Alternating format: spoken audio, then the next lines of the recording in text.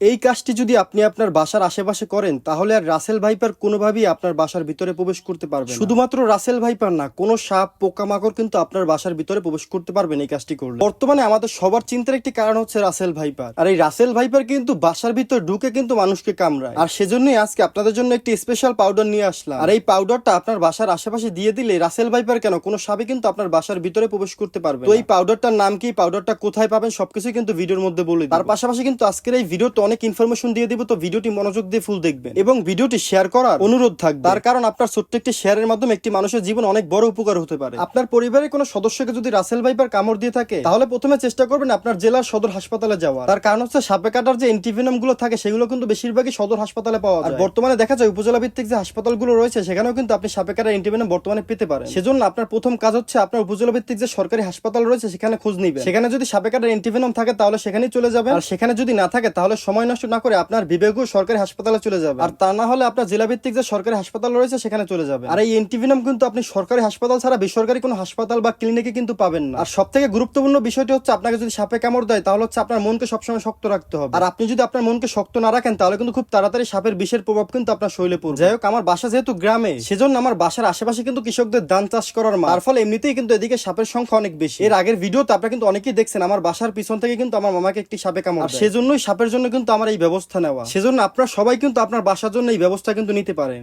So Rasel ভাইপারের জন্য প্রথমে যে কাজটি করবেন, এই পাউডারগুলো আপনার বাড়ির আশেপাশে, হ্যাঁ, যে জায়গা দিয়ে হচ্ছে সাপ আসতে পারে সেই জায়গায় ভালোভাবে ছিটিয়ে দেবেন এইভাবে, হ্যাঁ, এখান থেকে। তাহলে কোনো সাপই কিন্তু আপনার বাসার ভিতরে প্রবেশ করতে পারবে না।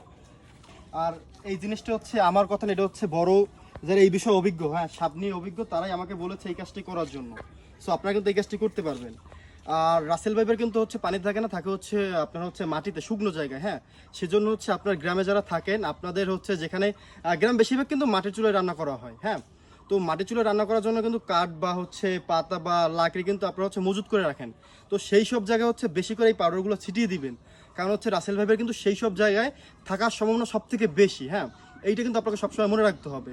সো আপনার বাসার আশেপাশে যেখান থেকে এই যে রাসেল ভাইপার ঢুকতে পারে, আপনার মনে হতে পারে যে এখান দিয়ে সাপ আসতে পারে, শুধু রাসেল ভাইপার না, যে কোনো সাপ, হ্যাঁ, আপনার মনে হতে পারে যে এই জায়গা দিয়ে সাপ আসতে পারে, সেই জায়গায় কিন্তু আপনার হচ্ছে এই পাউডারগুলো ভালোভাবে ছিটিয়ে দিবেন। সো এত সময় যে পাউডারটা আমি দিয়েছি সেই পাউডারের নাম হচ্ছে ব্লিচিং পাউডার। আমরা যে জামা কাপড় ধোয়ার জন্য যে ব্লিচিং পাউডার ইউজ করি সেই পাউডারই হচ্ছে এটা। আপনি আপনার বাজারে গিয়ে হার্ডওয়্যারের দোকানে খোঁজ করলে কিন্তু পেয়ে যাবেন, কেজি হচ্ছে 110 থেকে 130 টাকা রাখতে পারে। তো ভিডিওটি শেষ করার আগে আবার আপনার কাছে অনুরোধ করব, ভিডিওটি ভালো লাগলে আমার রিয়াদ ব্লগ ছোট্ট ফেসবুক পেজটি ফলো করবেন এবং ভিডিওটি বেশি বেশি শেয়ার করুন। মনে রাখবেন আপনার ছোট্ট একটি শেয়ারের মাধ্যমে একটি মানুষের জীবন বেঁচে যেতে পারে।